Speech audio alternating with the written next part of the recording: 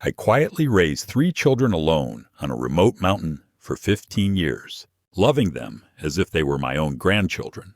Suddenly, a wealthy woman appeared by helicopter with a lawyer and demanded custody, claiming the children were hers and eyeing their $20 million trust. But she was hiding a dark secret from the night a hospital burned down, and I learned the shocking truth about who truly belonged to whom. Welcome to Brian's Stories. I share new life stories here every day, and I'd really appreciate it if you hit subscribe and liked my video. Drop a comment down below telling me where you're watching from and what time it is for you right now. I read every single comment, and it helps me to know I'm not alone in this. My name is Harlan Brooks. I'm 70 years old, a former engineer who spent most of my life designing bridges and power grids that had to stand against anything nature could throw at them. These days I live quiet, way up on Solitary Peak in a log house I built myself. Thick walls, heavy beams, everything meant to last. The only people in my world are 3 children I've raised since they were babies. Cyrus, who's 14 now and already better with tools than I was at his age. Alara, 12, sharp as a whip and never afraid to ask the hard questions. And little Finn, 10, who still climbs into my lap when storms roll in. People who meet me say I'm calm, maybe too calm, like nothing can shake me. They don't see the scars that cover my back, thick ridges of burned skin hidden under my flannel shirts, souvenirs from the night I ran into a burning hospital nursery and carried 3 tiny crying infants out through smoke and fire. I never planned to keep them. I only wanted them safe. But the days turned into weeks, the weeks into years, and somewhere along the way they started calling me Grandpa, and I stopped correcting them. I homeschooled them up here, taught them how things work, how to fix what's broken, how to stand on their own. We don't have neighbors for miles, and that's the way I wanted it. There's a trust fund waiting for them, $20 million put aside by someone who knew their story but never stepped forward. I've guarded it the same way I've guarded them, because I learned long ago that money like that brings out the worst in people. And now the worst has finally come knocking. Vivian Sterling didn't waste time on small talk. The helicopter had barely powered down outside when she marched into my living room with 2 lawyers and 3 security men, the kids watching wide-eyed from the hallway. She sat down like she already owned the place, opened a red folder, and slid a document toward me. "This is a court injunction, Harlan," she said, her voice calm and sharp. "It strips you of guardianship immediately. The reasons are listed right here: advanced age, isolation, and signs of mental instability, including possible Alzheimer's." I didn't touch the paper.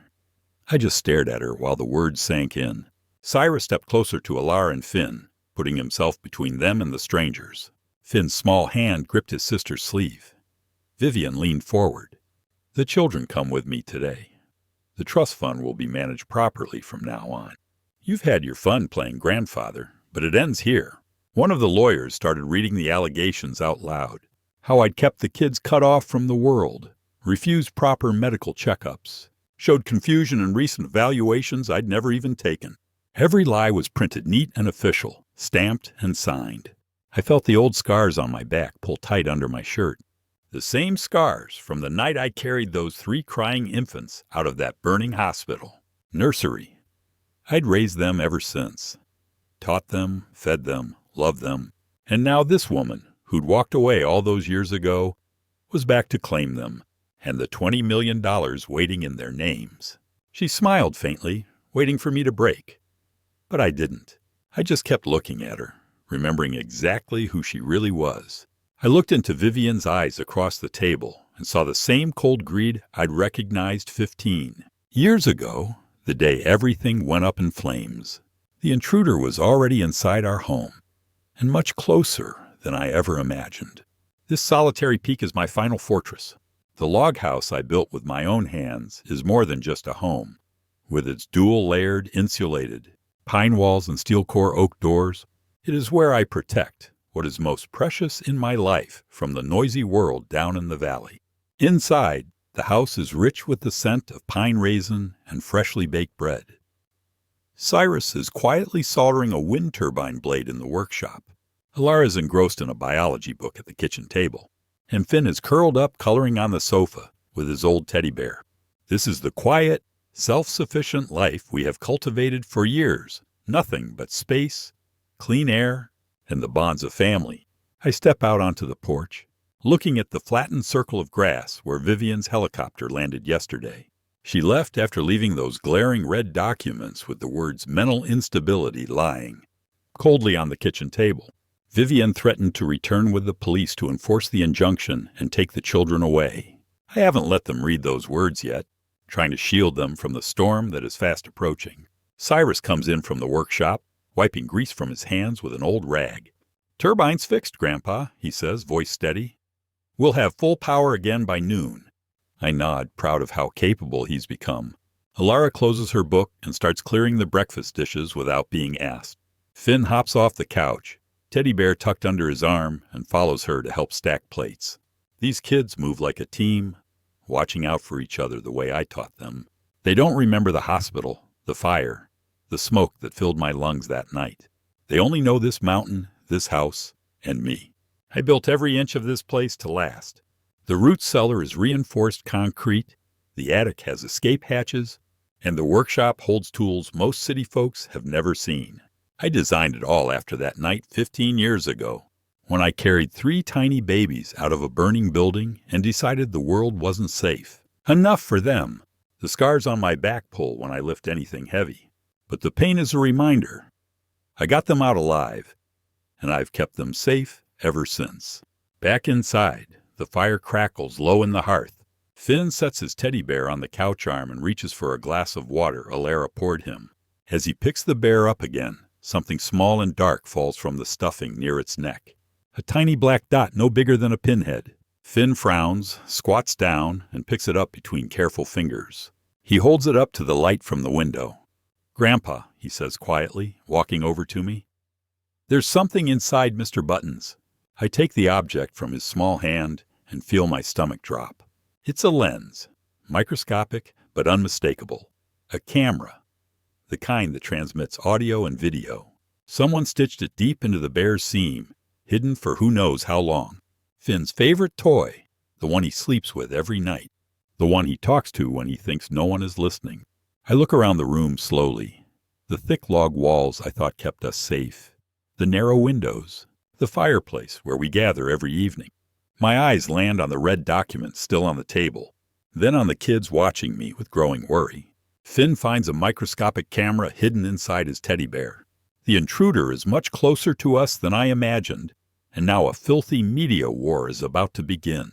I crush the tiny camera between my fingernails until the lens cracked like a beetle shell, then drop the pieces into the fire. Finn's eyes were huge, his lower lip trembling as he clutched what was left of Mr. Buttons. Alara had gone pale, and Cyrus stood rigid, fists clenched so tight his knuckles went white. None of us spoke for a long minute. The only sound was the pop of burning pine and the wind rattling the reinforced shutters. I knelt in front of Finn and pulled him into my arms. "Listen to me, son. That thing was watching us, but it's gone now. We're still safe inside these walls tonight." He nodded against my shoulder, but I felt the small shiver run through him. Safe tonight. Maybe only tonight. I carried the ruined bear to the workshop, took my smallest drill, and opened every seam until I was sure nothing else was hidden inside. Then I burned the stuffing, too. When I came back, the kids hadn't moved. The red injunction paper still lay on the table, like a blood stain. "Come on," I said quietly. "Supper's almost ready, and we're eating together no matter what's coming." Alara had made venison stew from the deer Cyrus brought down last month, thick with potatoes and carrots we grew in the greenhouse. I ladled it into the heavy ceramic bowls I turned on my own lathe years ago. We sat in our usual places. Me at the head, Cyrus to my right, Alara across from him, Finn on the bench beside her, so he could still see my face when nightmares came calling. The fireplace threw golden light over everything, and for a few minutes it almost felt normal again. I watched them eat. Cyrus kept his eyes on his bowl, jaw working steadily. Alara picked at her food, glancing at the dark windows every few seconds. Finn just stirred his stew around, the spoon scraping loud in the quiet. I set my spoon down. "Kids, look at me." They did. All three pairs of eyes that I'd watched grow from terrified infant stares to the brave, clever gazes they carried now. "There's a storm coming tomorrow. Not the kind with thunder. The kind people make when they want something bad enough to lie for it. That woman, Vivian Sterling, she's going to say terrible things about me on every television and phone in the country. She's going to call me a kidnapper. She's going to say I stole you." Finn's voice cracked. "But you didn't steal us. You saved us." "I know that, and you know that," I said, reaching across to cover his small hand with mine. "But the world is about to hear a different story, and most folks will believe the loudest voice with the shiniest suit." Ilara's eyes filled. "Why does she want us now? She never wanted us before." "Because there's money waiting for whoever controls you," I told them straight. $20 million. And some people will burn the world down for less.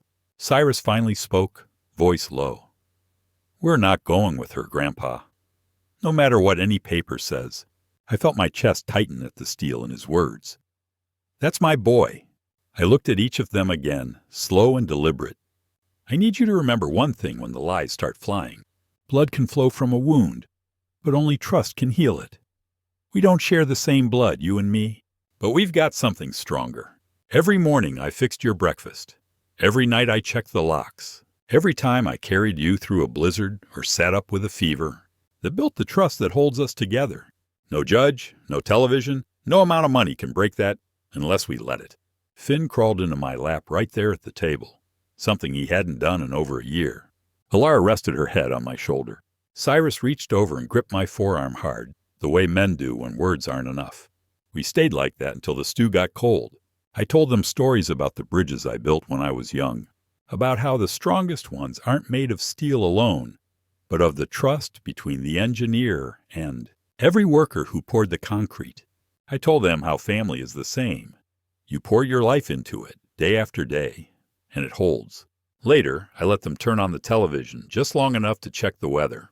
The satellite feed flickered once, twice, then steadied on a national news channel. The anchor's face filled the screen, serious and polished. "Breaking tonight, millionaire philanthropist Vivian Sterling has issued an emotional plea to rescue her 3 biological children from the man who allegedly kidnapped them 15 years ago during a hospital fire." In an exclusive interview, Ms. Sterling tearfully announced that 70-year-old Harlan Brooks, a reclusive mountain dweller with no known family connection to the children, has kept them isolated on a fortified compound. Authorities confirm an emergency injunction has been served. Ms. Sterling vows to bring her babies home. They flashed a photograph of Vivian, elegant and crying delicate tears. Then they showed drone footage of our house, our fortress, looking dark and menacing against the snow. The ticker at the bottom read, "Elderly kidnapper or misunderstood guardian." Finn made a small hurt sound. Ilara clicked the television off so hard the remote cracked. The TV broadcasts Vivian Sterling's announcement that she will save her children from the elderly kidnapper. A filthy media war is about to begin, and she is trying to erase their true origins. I turned off the TV, and the room sank into a heavy silence. The accusations calling me a kidnapper still lingered, turning this house into a prison in the eyes of the world. Cyrus kicked the table leg in a fit of rage. Ilara huddled there, trembling, and Finn stared at the pitch-black screen with a look of terror. Down in the valley, Vivian Sterling began to tighten the noose. At 8 o'clock the next morning, her black SUV was already waiting in front of the county sheriff's office. Vivian did not go inside immediately. Instead, she observed calmly from the back seat. She waited until Sheriff Daniel stepped outside for his usual weary coffee break. That was the moment she prepared to deliver the decisive blow, transforming her media lies into a real enforcement order. "Sheriff," she said, stepping out with a smile that didn't reach her eyes. "I'm Vivian Sterling. I believe you saw the news last night." He nodded slowly, eyeing the 2 lawyers standing behind her. "Hard to miss, ma'am. Whole town's talking." "Good," she said. "Then you know those children are in danger up there with that man. I need your department's full cooperation when we serve the enforcement order tomorrow." Daniel shifted his weight. "We don't usually move that fast on family matters." Vivian reached into her coat and pulled out a thick white envelope. She held it out without trying to hide it. $10,000. Cash. For your department's equipment fund. I'm sure your deputies could use new radios. He stared at the envelope for a long second, then took it and slipped it inside his jacket. We'll be ready when you need us. She smiled again. I knew I could count on small-town values. By noon, she was in the office of Dr. Harlan Reed, the only psychiatrist within 100 miles who still made house calls to remote areas. He was older, near retirement, with thick glasses and a cluttered desk. Vivian sat across from him, legs crossed, looking concerned. Doctor, I need an emergency evaluation of Harlan Brooks, she said. The children's guardian. There are clear signs of cognitive decline. Isolation. Paranoia. He's built his home like a compound. Reed frowned. I've never examined Mr. Brooks. You don't have to, she said quietly. She slid a folder across the desk, printed reports, fabricated notes from supposed visits, even a forged signature from a colleague in the city. These are from specialists who reviewed his behavior remotely. All you need to do is sign the affidavit stating he shows symptoms consistent with moderate to severe Alzheimer's. It will stand up in court long enough for the children to be removed to safety. He opened the folder, scanned the pages. This is highly irregular. Vivian placed another envelope on the desk, this one thicker. $20,000 in hundreds. For your clinic's new MRI fund. You mentioned last year you were trying to raise money for it. Reed's hand hesitated, then closed over the envelope. He picked up his pen and signed the affidavit without another word. By late afternoon, she was at the courthouse, meeting with Judge Carver in his chambers. He was a big man with a red face, known for favoring donors to his re-election campaigns. Vivian didn't bother with tears this time. I need the enforcement order expedited, she said. The children are at risk. I have the sheriff's support, medical evaluations, and a clear biological claim. Carver leaned back. Guardianship changes take time. She opened her briefcase and set 3 banded stacks of cash on his desk, $50,000 total. For your campaign and for your discretion. He looked at the money, then at her. Order will be ready by morning. That evening, Vivian returned to the luxury cabin she'd rented at the base of the mountain. The fire was already going in the stone fireplace. Her team had left for the night. She poured herself a glass of red wine and sat at the desk, opening a small locked box. Inside was a single photograph, old and creased. 3 newborn infants in hospital cribs, tiny wristbands visible. The date stamped on the corner was 15 years ago, the night of the fire. She stared at it for a long time, her fingers tracing the edges. Then she stood, walked to the fireplace, and held the corner of the photo to the flames. It curled, blackened, turned to ash in seconds. She watched until nothing remained but gray flakes drifting up the chimney. Vivian discreetly burns an old photo of 3 infants in hospital cribs. She is trying to erase their true origins. And the truth about the trust fund is not simply about cash. Morning came cold and gray, the sky heavy with clouds that promised snow. I woke before the kids, checked the generator readings, and made coffee on the propane stove I kept for emergencies. The satellite dish was still pulling a weak signal, but I knew it wouldn't last. Vivian had bought too many people. It was only a matter of hours. Cyrus joined me in the kitchen first, quiet as always. He poured himself a mug and stood beside me at the window, watching the ridge. They're coming today, aren't they? He asked. I nodded. Looks like it. Alar and Finn came down together, still in their pajamas, hair tousled from sleep. I made them eat oatmeal with honey from our hives. We didn't talk much. There wasn't anything left to say that hadn't been said last night. At 9:30, the lights flickered once, then died completely. The hum of the refrigerator stopped. The digital clock on the stove went dark. I flipped the breaker switches. Nothing. The backup batteries didn't kick in. Someone had cut the main line at the pole half a mile down the access road and disabled the buried backup cable I'd installed myself. Next went the communication. The satellite modem blinked red, then shut off. My cell booster showed no bars. Even the shortwave radio in the workshop picked up only static. We were blind and silent, exactly how Vivian wanted us. The sound came 10 minutes later. Rotors. 2 helicopters this time, louder and lower than before. I stepped onto the porch with the kids close behind me. Black choppers circled once, then settled in the clearing, kicking up snow and pine needles. Doors slid open. Out came Vivian in a long camel coat, flanked by 4 lawyers in suits that weren't made for mountain weather. Behind them poured 12 tactical officers in black gear, rifles slung, moving with practice speed. Sheriff Daniels was there too, looking uncomfortable, but holding the enforcement order high like a shield. They spread out fast. 2 teams circling the house, 2 more advancing straight toward the porch. Red laser dots danced across the logs for a second before disappearing. I raised my hands slowly to show I wasn't armed. "Stay behind me," I told the kids. Vivian walked up the steps alone, heels clicking on the frozen wood. "Good morning, Harlan. Power's out county-wide, I'm afraid. Safety precaution." Her smile was thin and satisfied. One of the officers handed me fresh papers, enforcement of the injunction, immediate removal of the children. I didn't bother reading them. I knew what they said. "Kids, grab your coats and 1 bag each," I said quietly. "We're not fighting rifles today." They hesitated, eyes wide, but did what I asked. Cyrus packed tools and books. Alara took her journal and the family photo album I'd made from printed pictures over the years. Finn clutched a small backpack and the new stuffed fox I'd sewn for him after we burned Mr. Buttons. The tactical team moved inside with us, watching every step. Vivian followed, directing 2 officers to carry out the children's belongings. She set her expensive leather suitcase on the kitchen table, the same table where we'd eaten supper last night, and opened it to pull out transfer documents for the kids to sign or fingerprint. That was when Alara, standing nearby waiting for her coat, glanced down into the open case.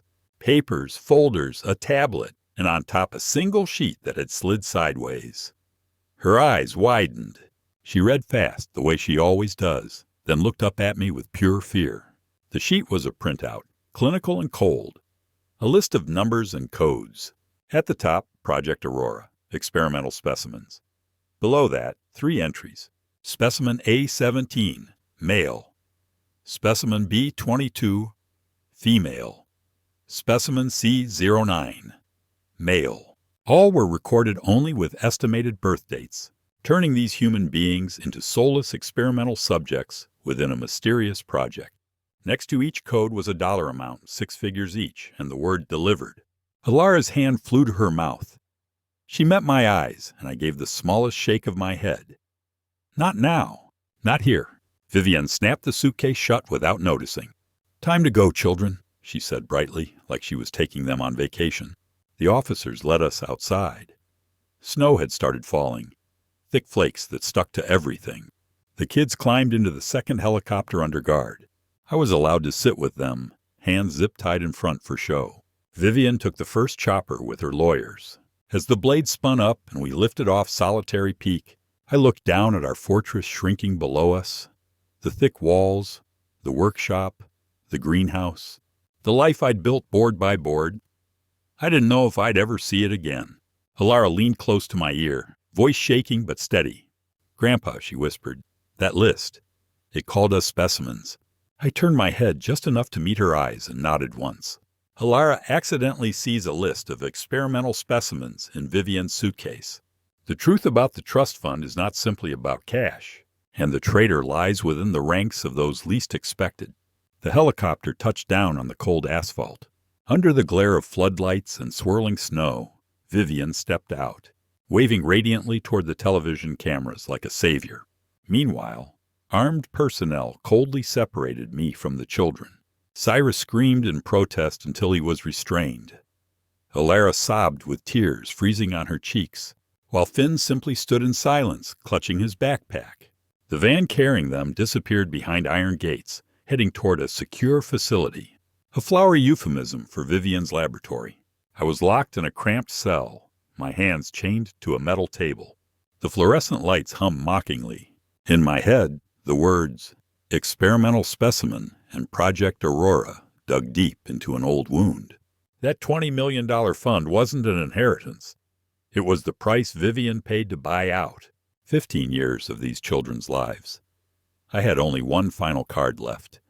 Gideon Nash. He was the former hospital security investigator who had witnessed the fire with me all those years ago and helped me swap the records to spirit the children away to the mountains. If anyone could uncover the truth, it was him. Taking advantage of the moment, the deputy sheriff stepped out for a smoke. I used my handcuffed hands to skillfully fish out an ultra-thin satellite phone hidden in the lining of my boot for years. The battery was a half, enough for one life-or-death call. I stood at a crossroads.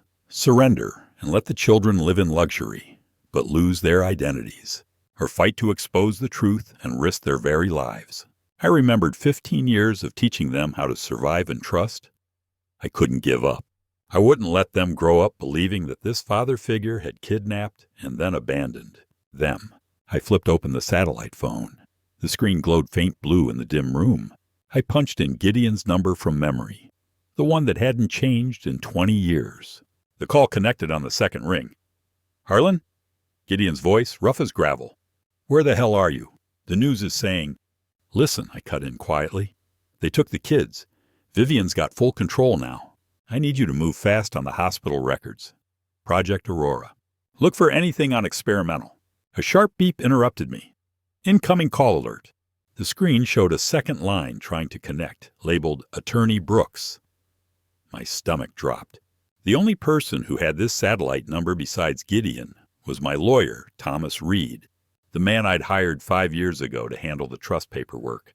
Quiet, reliable Thomas, who'd assured me everything was ironclad. The phone was being tracked. Thomas had given them the frequency. I stared at the blinking screen, heart pounding hard against my ribs. The traitor lies within the ranks of those least expected, and even the closest ally has a price for loyalty. I snapped the satellite phone shut and crushed it under my boot heel until the circuits cracked. The deputy came back in seconds later, drawn by the noise. But I was already sitting calm, hands folded, pieces swept under the table with my foot. He eyed me suspicious, but said nothing. They moved me to a different holding cell that night, one with a camera in the corner. I didn't sleep. Early the next morning, my lawyer Thomas Reed arrived, looking concerned and professional in his gray suit. "Harlan, we can still negotiate a surrender," he said through the bars. "Sign the transfer, admit to diminished capacity, and you walk with supervised visitation." I just looked at him until he shifted uncomfortably and left. That was all the confirmation I needed.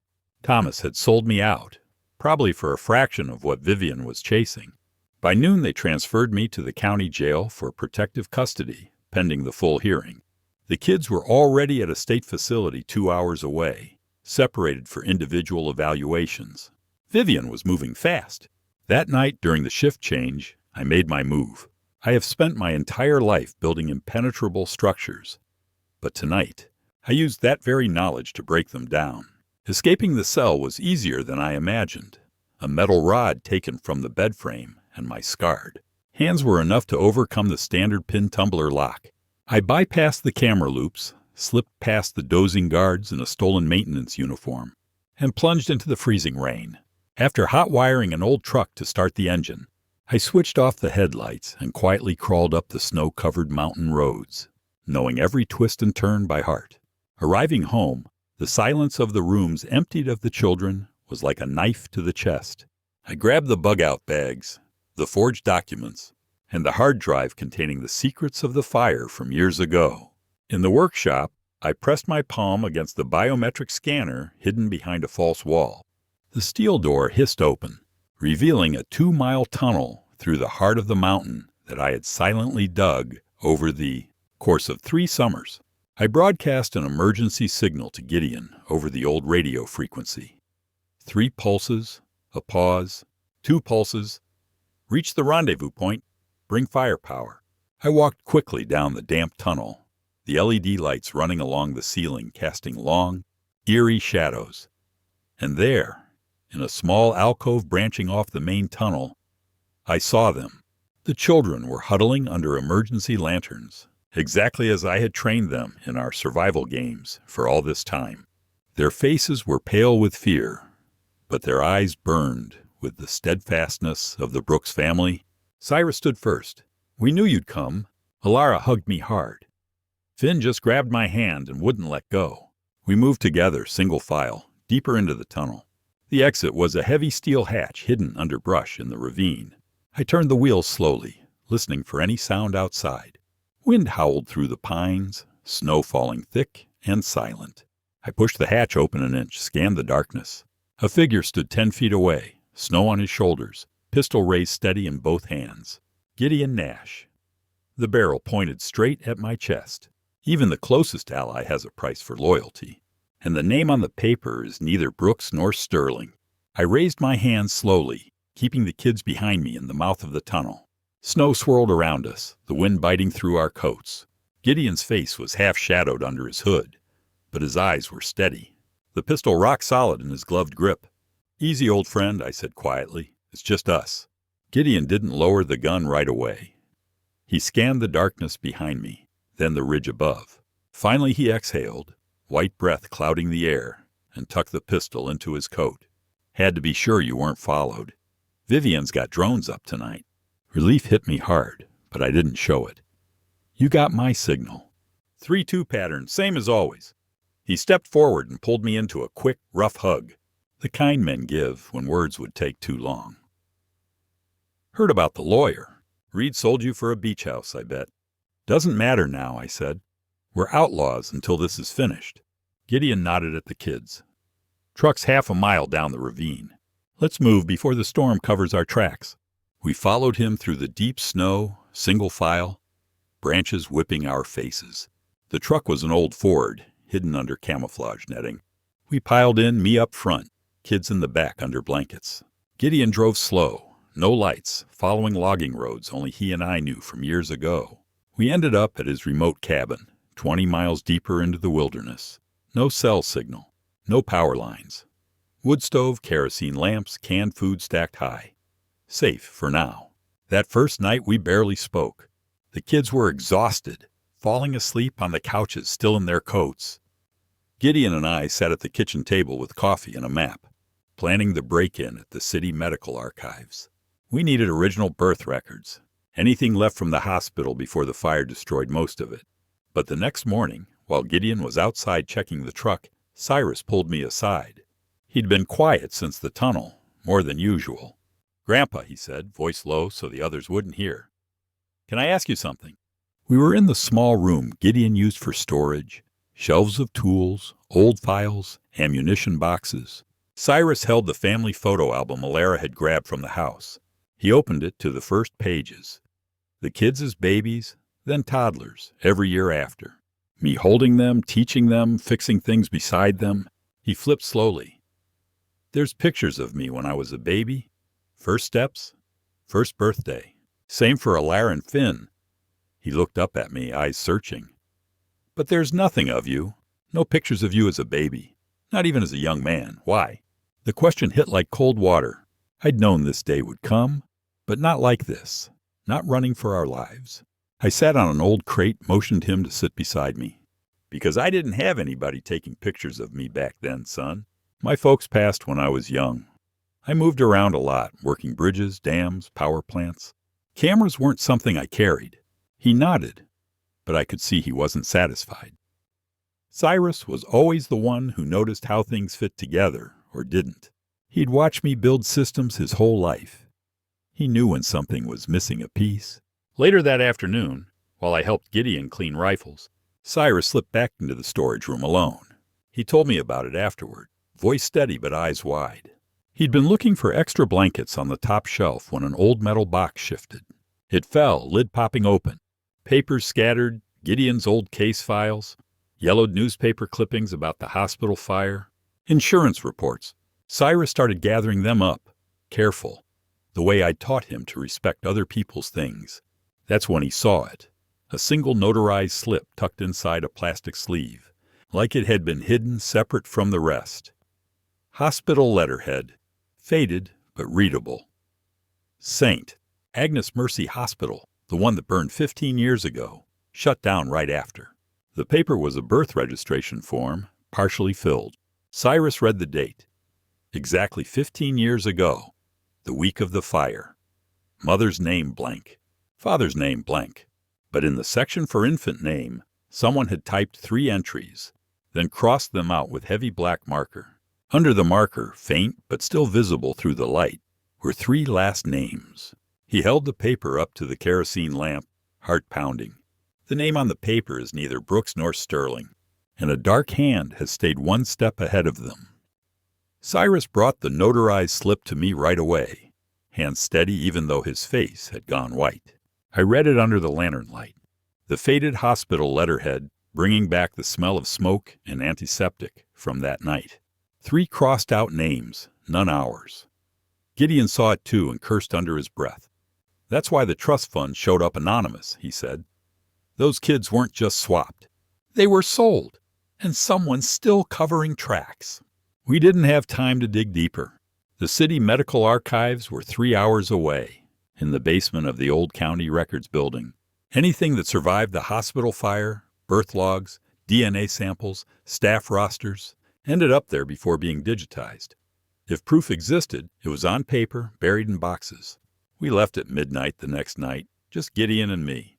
The kids stayed locked in the cabin with strict orders. Door barred, rifle loaded, no lights after dark. Cyrus wanted to come, but I needed him protecting his brother and sister.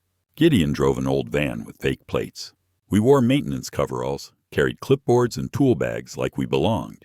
The building was half empty this late. Only a night janitor and 1 security guard half asleep at the front desk. Gideon chatted the guard up about overtime pay, while I slipped a tiny magnet against the maglock on the side door. Click. We were in. Basement stairs smelled of mildew and old paper. Rows of metal shelves stretched under flickering fluorescence.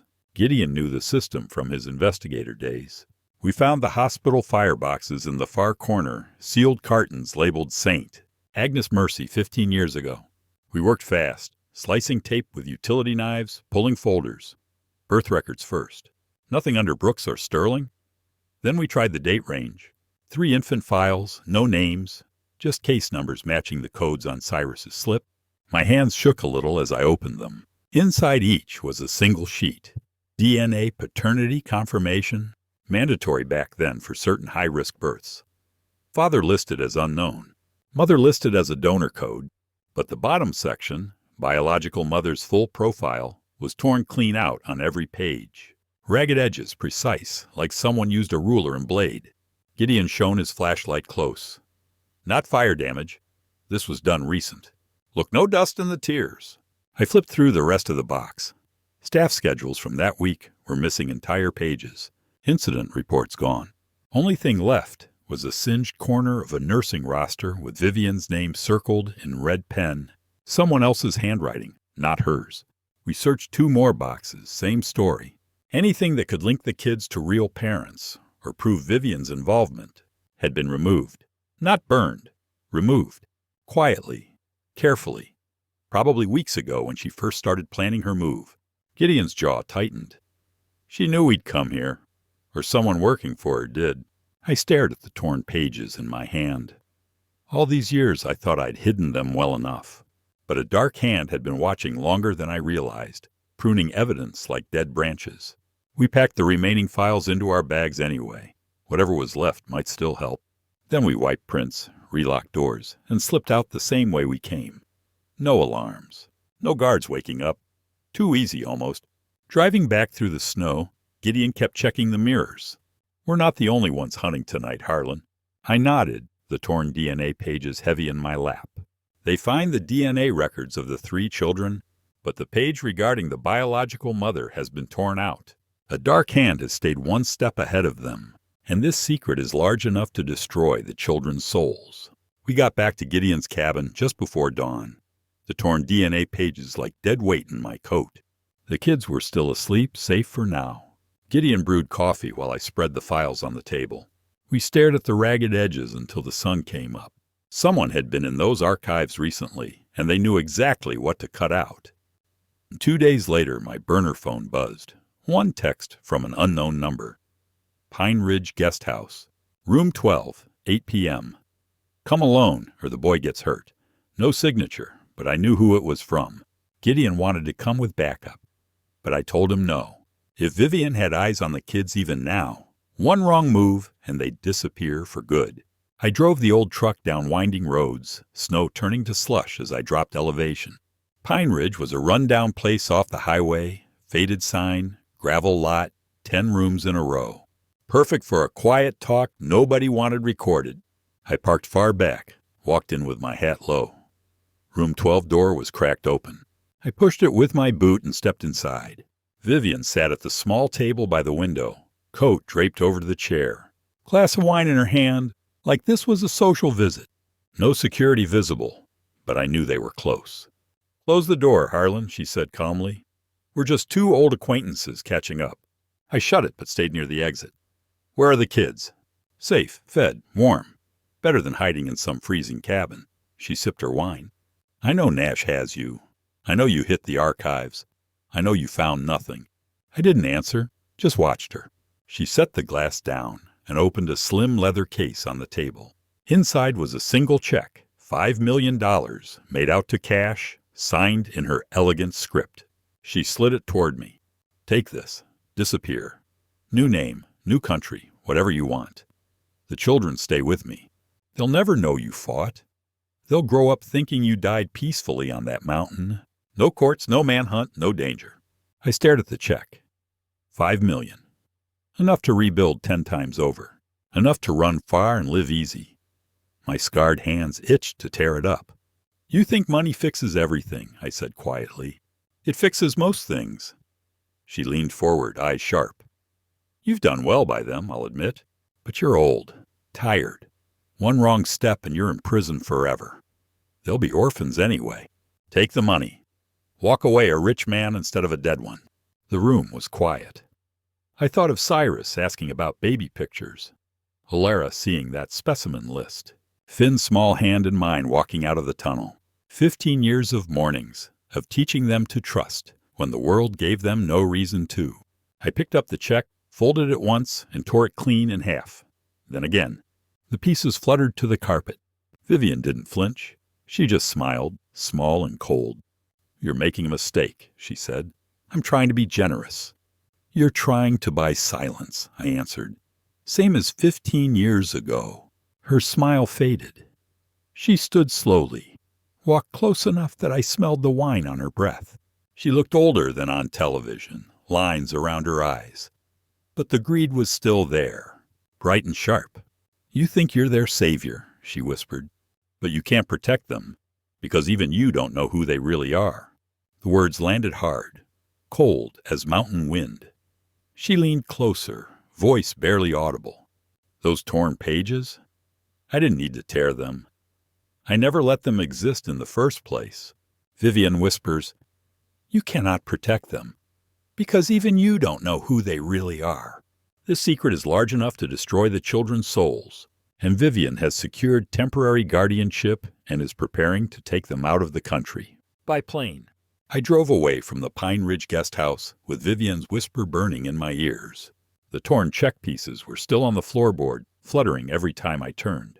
I didn't go straight back to Gideon's cabin. I took back roads, doubled around, watched for tails. By the time I pulled up, snow was falling hard again, covering tracks.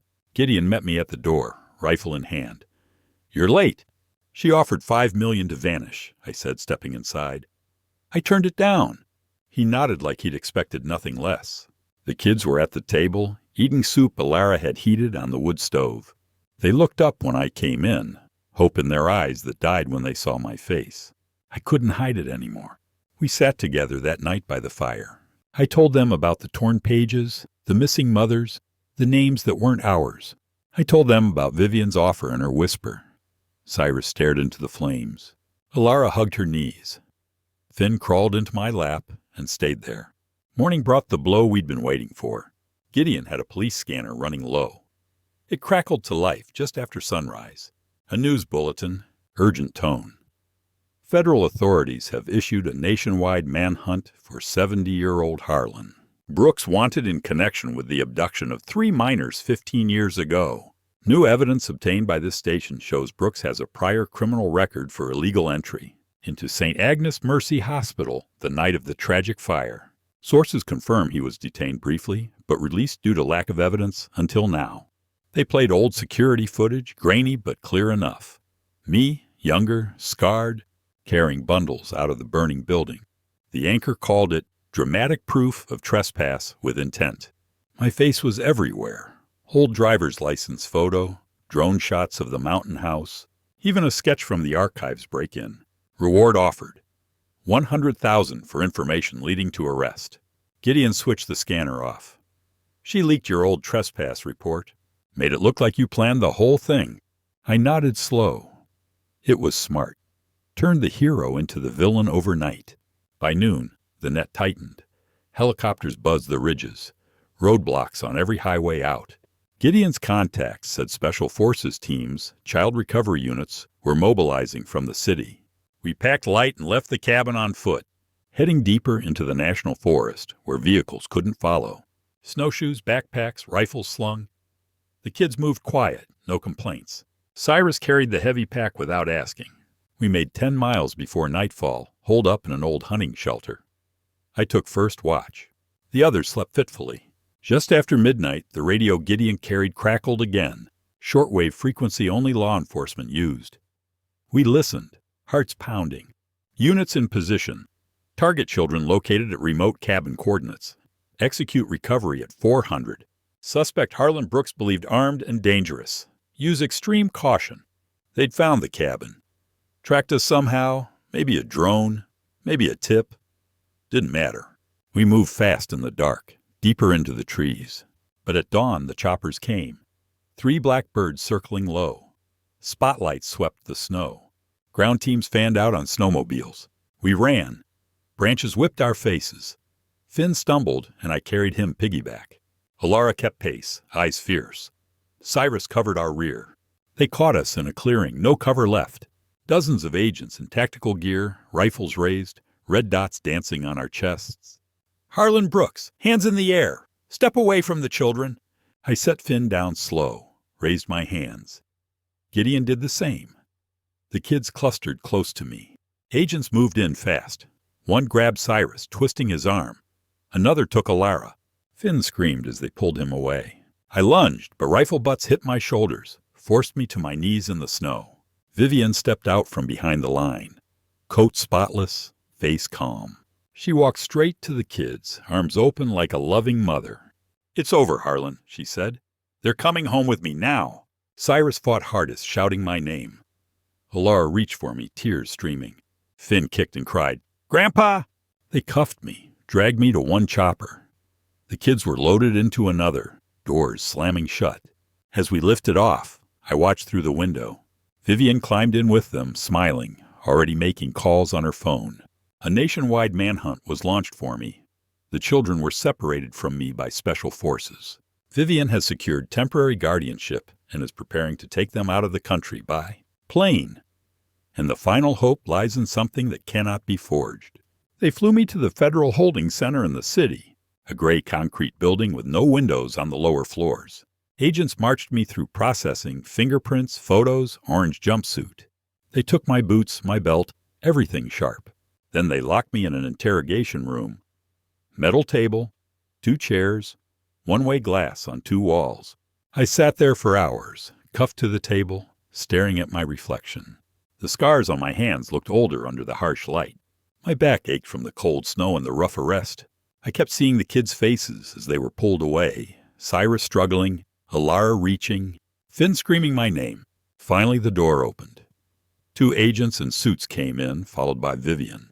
She wore a tailored coat, hair perfect, looking every bit the concerned mother. The agent stood by the door. She sat across from me, calm as ever. "Harlan, you look tired." I didn't answer. Through the glass behind her, a door opened in the next room. Agents led the kids in, one by one. Cyrus first, hands cuffed in front like a criminal. Then Alara, eyes red and swollen. Finn last, clutching the stuffed fox I'd made him, tears streaming down his face. They sat them on a bench facing the glass. They couldn't see me, but I could see them clear as day. Vivian turned her chair slightly so she could watch too. "Look at them," she said softly. "So scared, so confused. All because you ran." Cyrus scanned the room, jaw set hard. Alara whispered something to Finn, trying to calm him. Finn just cried harder, calling Grandpa over and over until an agent told him to be quiet. My chest felt like it was cracking open. I pulled at the cuffs, metal biting my wrists. Vivian leaned closer. The hearing is tomorrow. Temporary guardianship is already mine. The plane leaves the day after. Private charter, nonstop to Europe. New schools, new names, new life. They'll forget you in time. I found my voice. They'll never forget. She smiled faintly. Children adapt, especially when the alternative is growing up visiting their kidnapper in prison. Finn spotted the glass and walked up to it, pressing his small hands against it. He couldn't see me, but he stared straight where I sat, like he felt me there. Tears rolled down his cheeks. Vivian stood. Goodbye, Harlan. You fought well. But it's over. She walked out. The agents followed. Then they came for the kids. Cyrus stood tall, but his shoulders shook when they touched him. Alara hugged Finn quick before they were pulled apart. Agents dragged them toward the exit, Cyrus shouting my name one last time. Alara looking back with desperate eyes. Finn kicking and screaming as they carried him away. The door slammed. The room next door went empty. I sat alone in the silence, head bowed, feeling every year of my age, everything I'd built, everything I'd protected, gone. The kids on their way to a life I couldn't reach. No evidence left, no allies free, no hope. Hours passed, or minutes. Time didn't matter anymore. Then a guard opened the door, slid a small burner phone across the table, and left without a word. Gideon Nash sends a cryptic message. All the DNA records are fakes. Vivian swapped them all. The final hope lies in something that cannot be forged. And Finn found the key within Vivian's files. The guard took the burner phone away as quick as he'd brought it. Lights went out for the night cycle, leaving me in total darkness. No window, no clock. Just the low hum of ventilation and the cold metal table under my cuffed hands. I didn't move, didn't fight the cuffs anymore. There was nothing left to fight for. Gideon's message burned behind my eyes. I'd lost before I even started running. The kids were already on their way to some foreign airport, new passports waiting, new lives where I'd be the monster in old news stories. I closed my eyes and let the darkness take me back 15 years. St. Agnes Mercy Hospital, third shift. I'd been there rewiring the nursery backup generator after a storm knocked out power earlier that week. The building smelled of bleach and warm milk. I was packing my tools when the alarm started, shrill, endless. Smoke poured from the east wing vents. Staff ran past me shouting, "Fire and records!" I dropped my kit and headed toward the cries. The nursery was on the second floor, smoke already thick in the hallway. Nurses were evacuating the main ward, but the premature unit was cut off by flames licking the corridor. I grabbed a wet towel from a cart, wrapped it over my mouth, and pushed through. The heat hit like a wall. Monitors beeped frantically. 3 incubators in the far corner, tiny babies inside, no staff left. Alarms screaming. I smashed the glass on the fire cabinet, pulled the blankets, and went to them one by one. First was the boy, smallest, lungs weak, crying in short gasps. I wrapped him tight, pressed him to my chest. Second was the girl, stronger cry, fists waving like she was already fighting the world. Third was another boy, loudest of all, red-faced and furious. The flames were at the door now. Ceiling tiles falling. I ran, back burning, as embers caught my shirt. I burst into the stairwell, smoke choking me, and didn't stop until I hit the parking lot. Paramedics took the babies, oxygen masks, warmers. I collapsed on the asphalt, shirt melted to my skin, watching them wheel the 3 tiny bundles away. I never planned to keep them. I gave a false name at the scene, slipped away before police questioned me too deep. But days turned to weeks.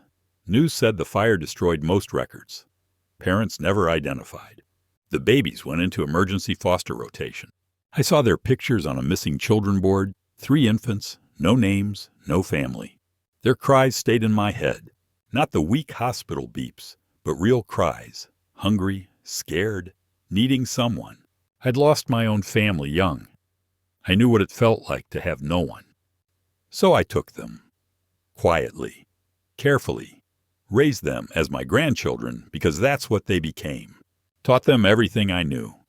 Loved them with everything I had. And now they were gone. I sat in that dark cell, head bowed, feeling the full weight of 70 years. The scars on my back pulled tight, old pain for new loss. I'd failed them. All the walls I built, the tunnels, the plans, none of it enough. Vivian had won. The kids would grow up believing her lies.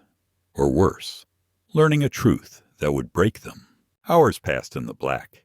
Maybe I slept, maybe not. Then a faint glow caught my eye. The emergency exit sign across the room gave off just enough red light to see my hands on the table. And there, on my right palm, a smudge I hadn't noticed before. A small handprint in blue ink, Finn's hand, perfect outline, fingers splayed. He must have grabbed me during the arrest, ink from some processing stamp still wet on his skin. But inside the print, tiny numbers written in his careful block letters. A code. My heart started pounding slow and hard. Finn, little Finn, who noticed patterns, who loved puzzles I made him, had left me a message right under everyone's nose. I looked down at a palm print Finn left behind. A code written in ink. Finn found the key within Vivian's files, and the truth is about to be revealed, but Vivian has ordered the guards to open fire. The code stared up at me from my palm. 47-1988. I knew Finn's patterns.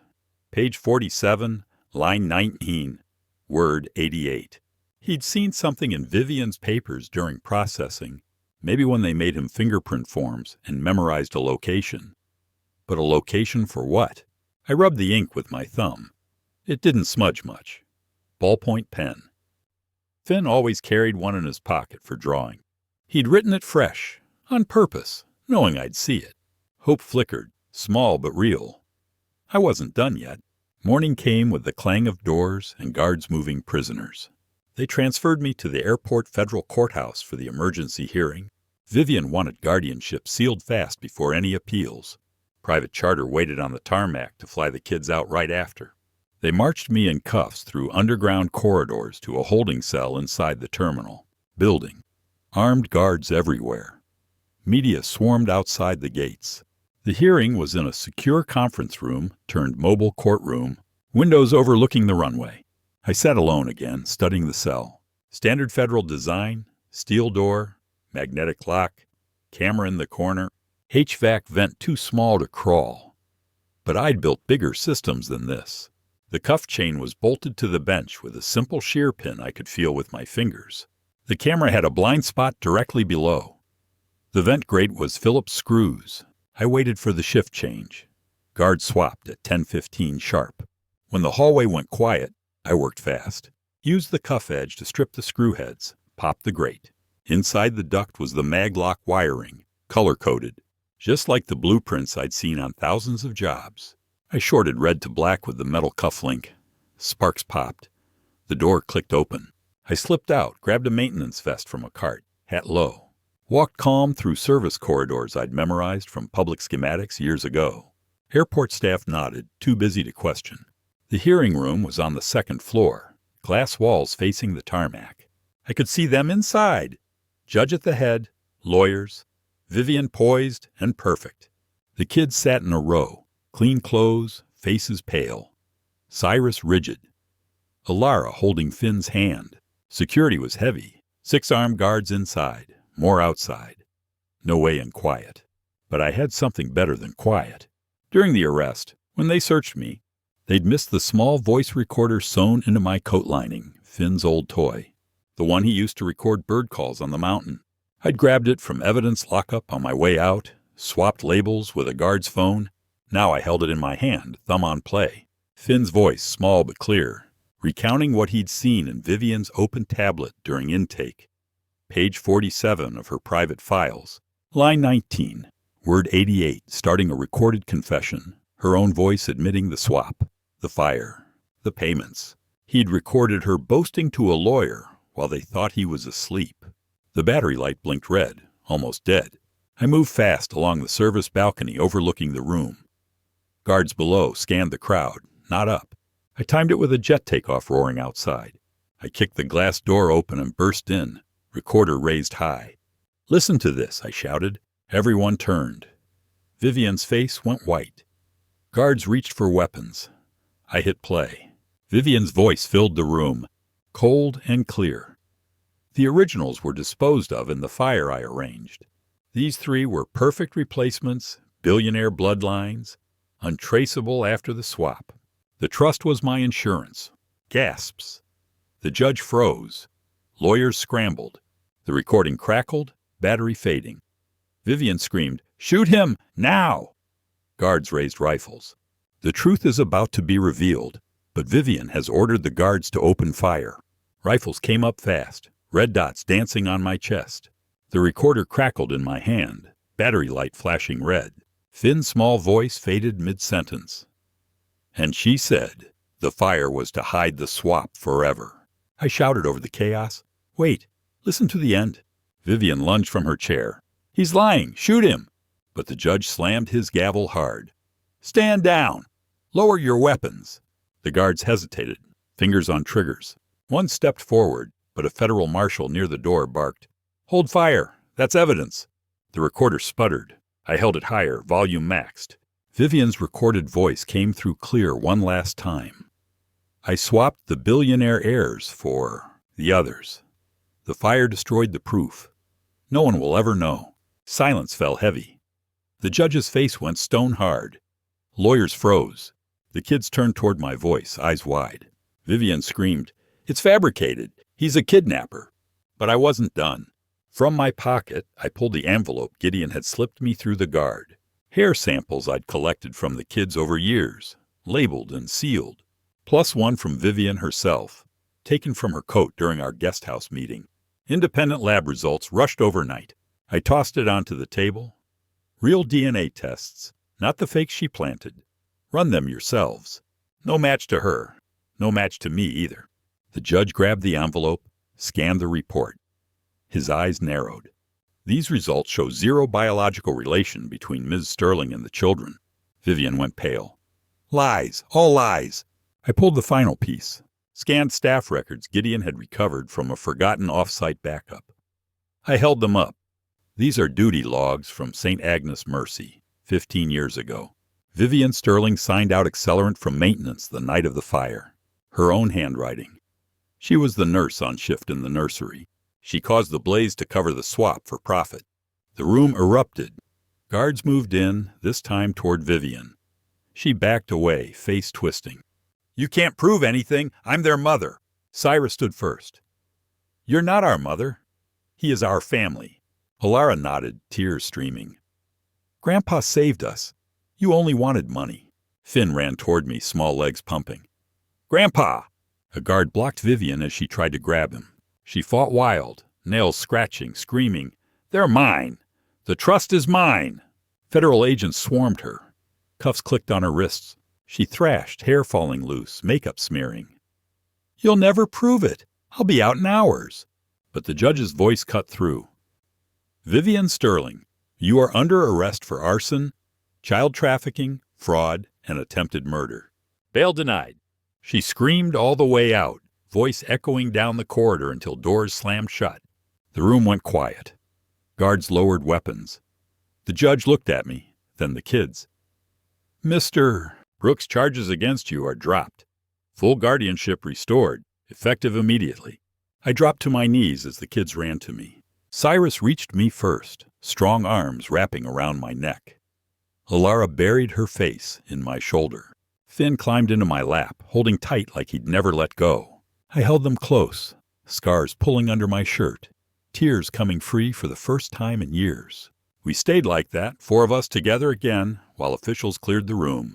Later, the trust fund, real one, not the twisted version, was redirected to charities for lost children, just like the anonymous donor intended. We went home to Solitary Peak. The fortress stood waiting, thick walls strong as ever. Blood doesn't make family. Sacrifice does. Choice does. Love does. And no one could take that from us again. Vivian is handcuffed while screaming. Harlan embraces the 3 children. Justice is served. I return to my true identity as their grandfather by choice, not by blood.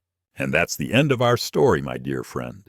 I held them so tight that day, right there in the airport courtroom, feeling their hearts beat against mine. After all the lies, all the running, all the fear, justice finally came. Not because of blood, but because of love. The kind that builds a family board by board, day by day, sacrifice by sacrifice. Now I'm sitting here, just like you, in the quiet of the evening, thinking about how precious real family is. The kind you choose, the kind that chooses you back. Did you like my story? Tell me truly, what part touched your heart the most? Where are you watching from tonight? Your city? Your country? Drop it in the comments below. I read every single one, and they mean the world to me. Thank you, from the bottom of my heart, for staying with me until the very end. You're not just a viewer.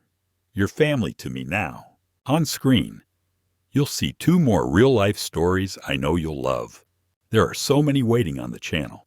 If you haven't already, please subscribe and turn on the bell so we never miss each other.